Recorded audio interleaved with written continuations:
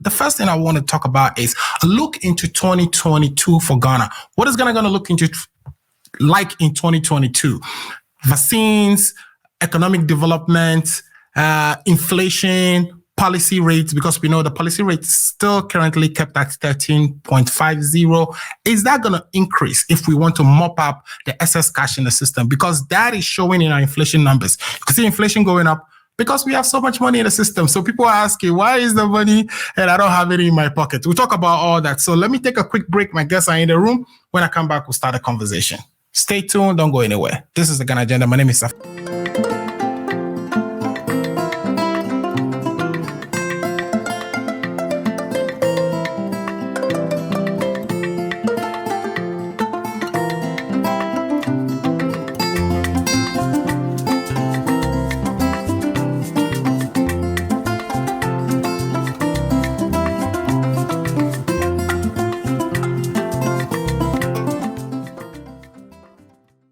So two things we table for discussion today. The first one is going to be the LGBT or the anti-LGBT bill that has been tabled for discussion in Parliament and for consideration and, of course, passing into law.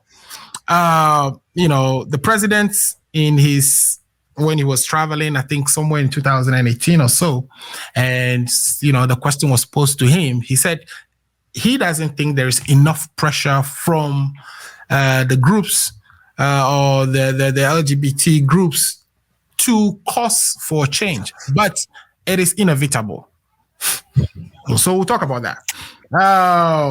And previous presidents of Ghana also made statements. So I'm interested to hear what the two of you have to say, considering what you think that posture really suggests and where we are going with this issue. Because this is one of the issues that is going to continue to linger for 2022 as well. We were just talking about things that we believe, or we are looking at 2022, we are looking ahead and predicting some of the things that we expect to see. We said the currency is going to continue to depreciate because if we don't taper our interest rates or the Fed rates, which we call it here in the United States.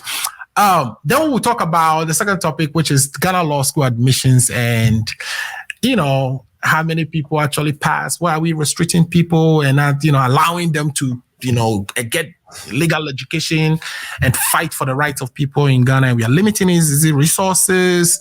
What can be done innovatively to solve this problem? And what is being done in other places? Like we're in the United States and we witness all the time how admissions to law school is conducted. And let's do a little bit of comparison and see whether there is some light at the end of the tunnel for law school aspirants in Ghana.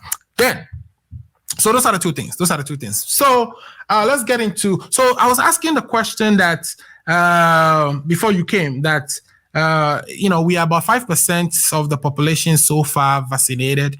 Countries like Seychelles is actually leading, the whole Africa with a little below the 80%. Mauritius follows them with a little below 70%. Then Morocco, Tunisia, Cape Verde, South Africa, and we are still lingering at around 5%.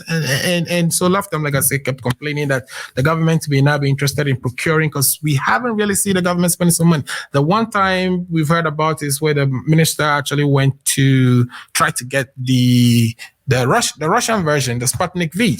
So I'll be interested in seeing what you have to say on that.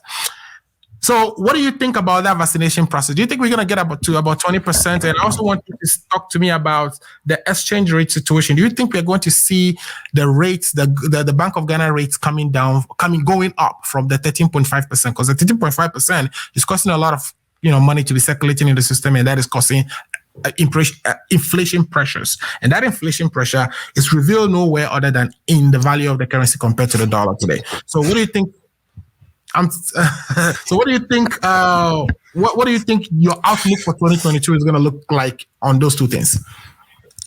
Is this to me or to my? to you. I know. Oh, okay.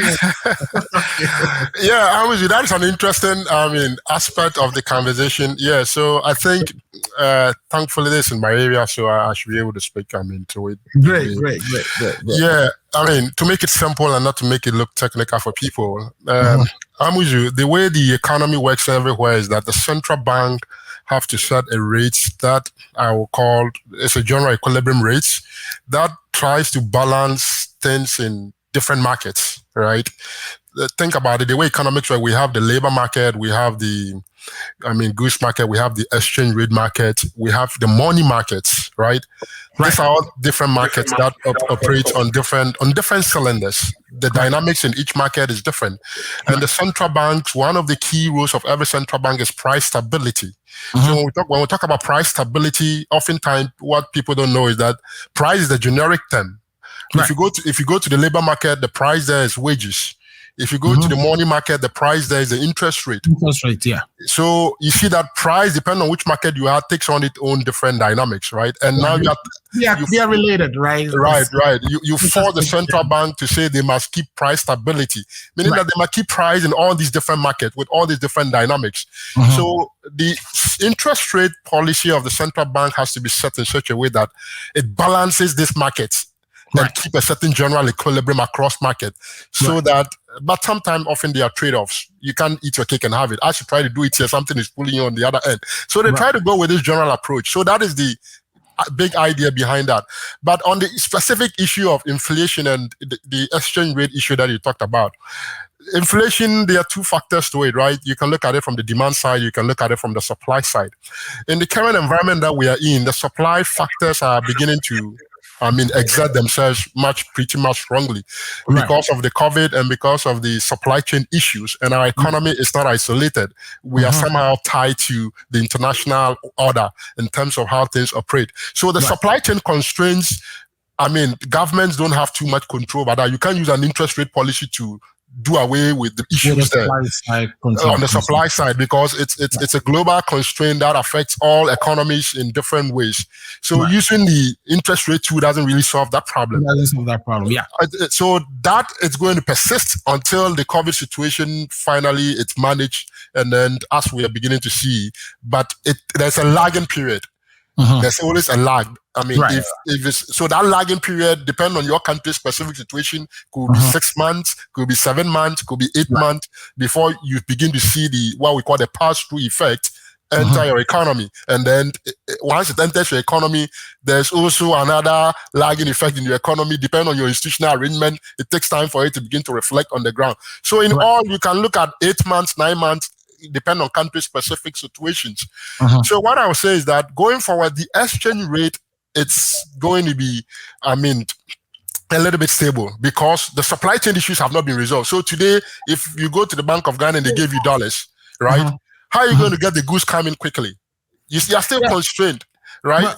But you're saying it's going to be stable. It has been destabilized. The exchange rate has been destabilized by the supply chain constraints. No, I will explain that. It's not been destabilized. That it's the supply chain constraint has rather even helped your exchange rate to some extent because you're not getting the goods to come in. Yes, because the people who have to go and get these goods knows that when they put in the order, their goods are not going to come in as expected. So they are cutting down. Prices, of course, and you even see that reflecting in our own price. Let me do that. Let me do that now and link it. There's a linkage effect, so you get the linkages and then you understand where I'm coming from. The people who have to go and get the goods, right? The way we buy goods on the international market, it's not like you just enter into Makola and say, I want to buy something and it's there, you buy. No, you have to make an order, right? You have to futures, right. You have to generate what they call letters of credit. You have to go through a certain formal process, and then you have to get your dollars to back your purchase, right?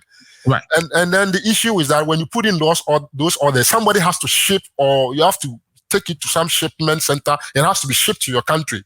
Right. So you can get the goods in China ordered, but how do you ship it? How do you bring it? How do you get it to your home country? Right.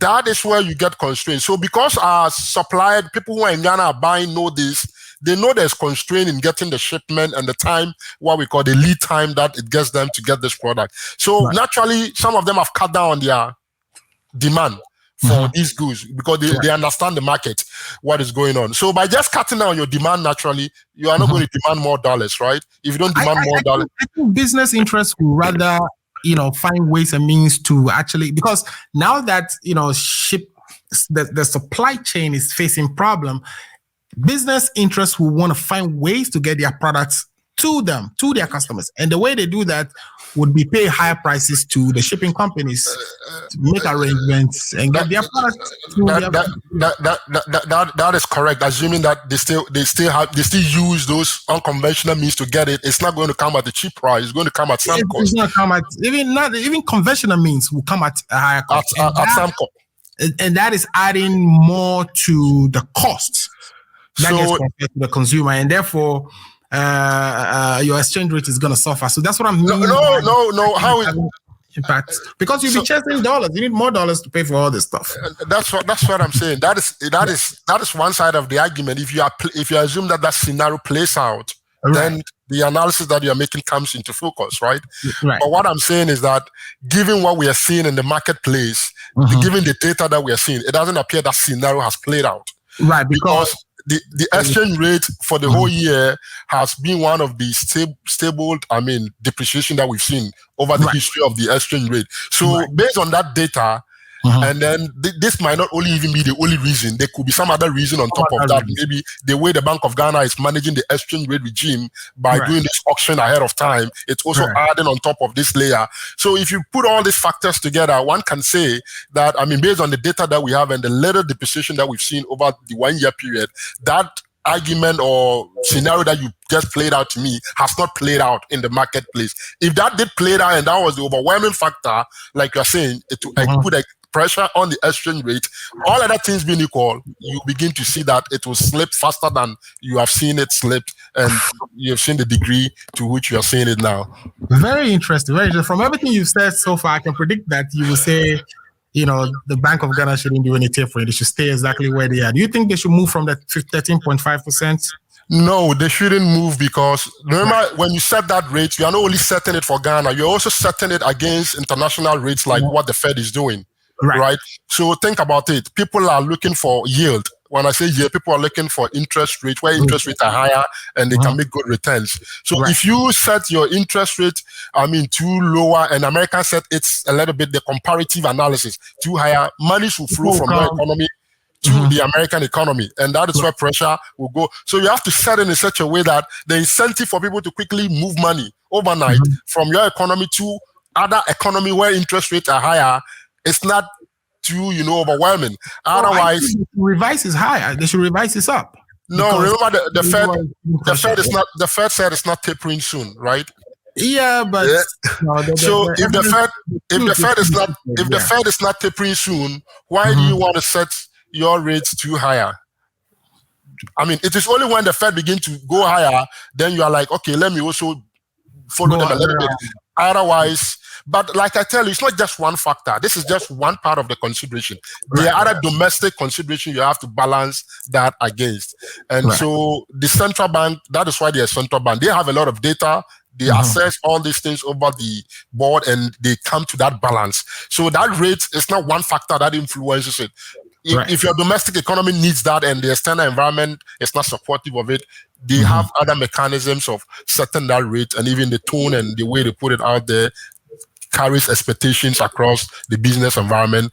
But I think that generally where they are now, they will keep it. They are not going to, unless something dramatically changes with the Fed and with other, currencies like China or Europe, where they trade most of their currency, their foreign reserves are held. That will impact foreign reserves accumulation.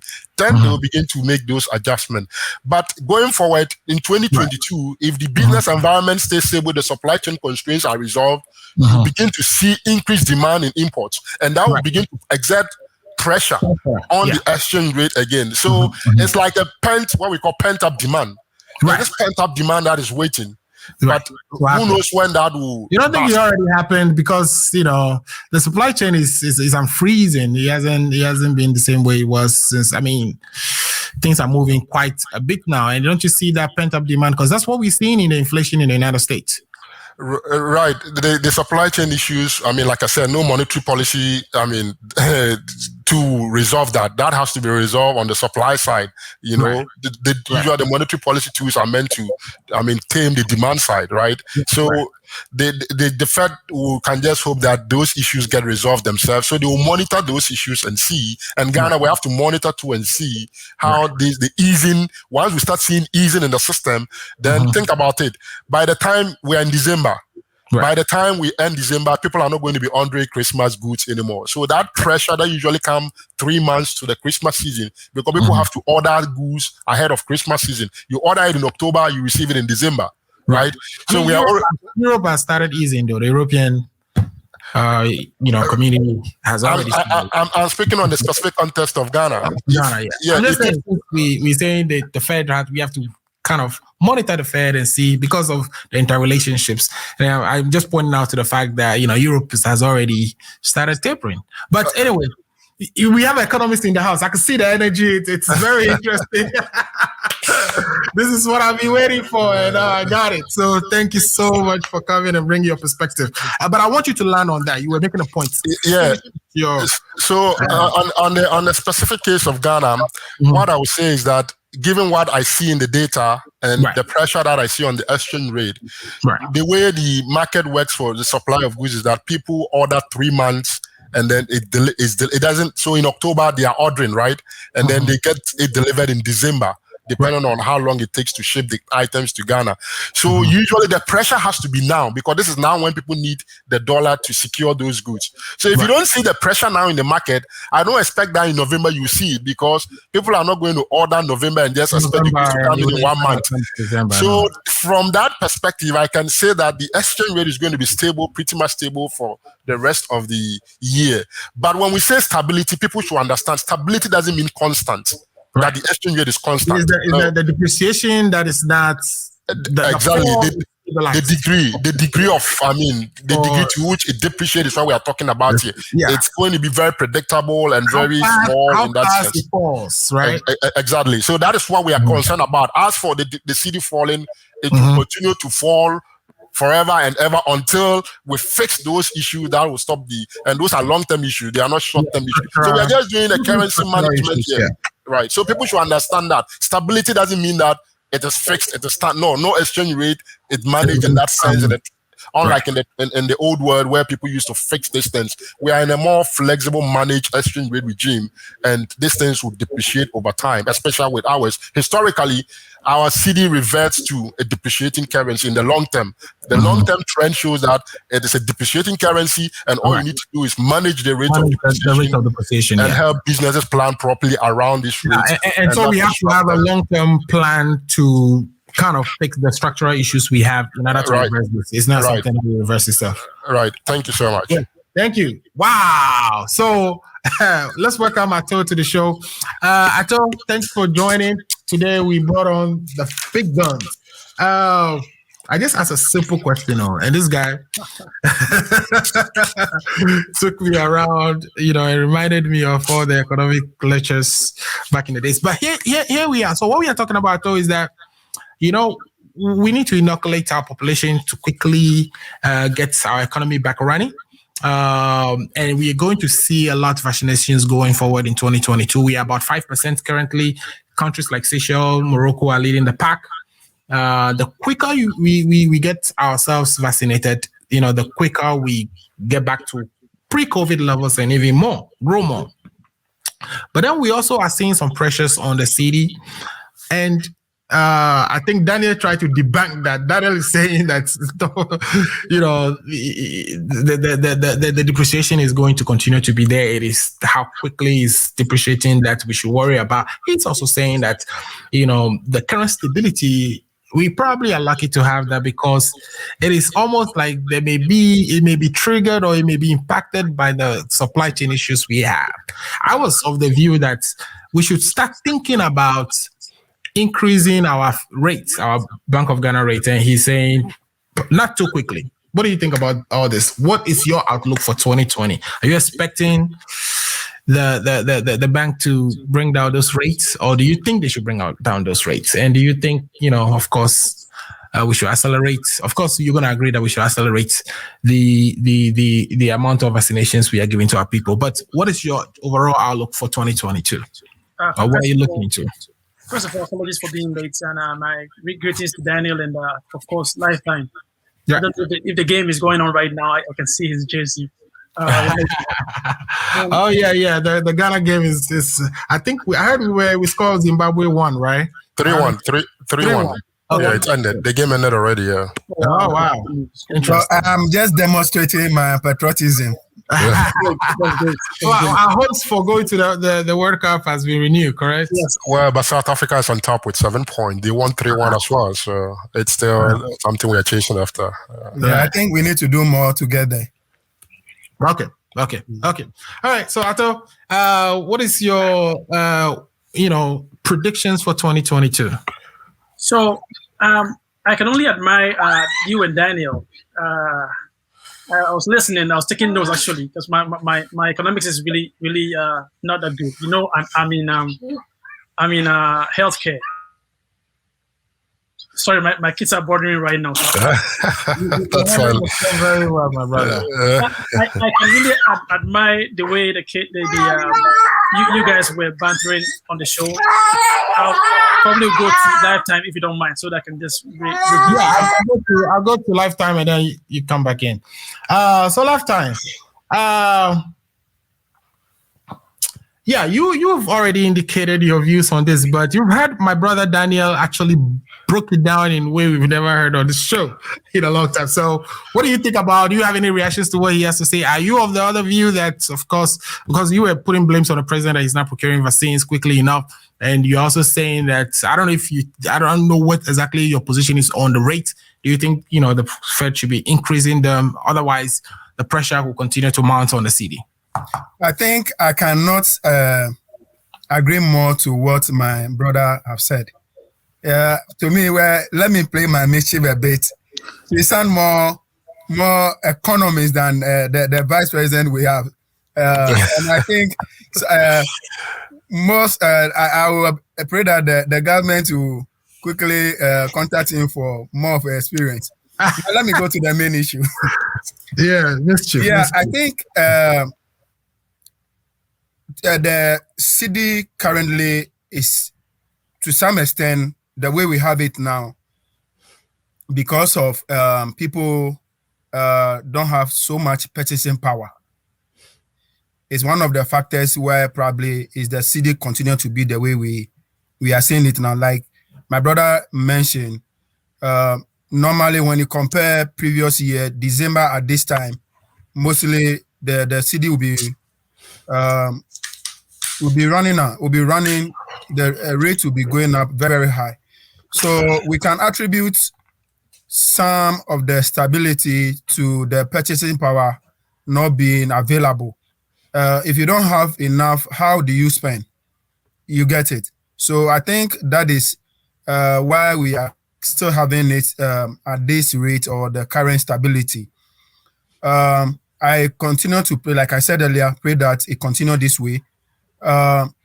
Since my brother, he understands the economic situations better than I do, and he says that it should not be, the prime rate should not be increased.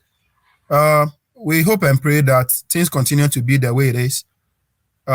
When next year comes, where people will begin to be doing more spending, people will be going to school, expenses will go up. Right. That is where we begin to see if what we have is the real situation. Okay. But this material time, I think much of the stability can be attributed to COVID, Right. for which a lot of people are still home and they don't have the purchasing power to buy what they need for the season. They are holding on to the little they have to Right. for food and little basic needs. Okay, So let me that's why.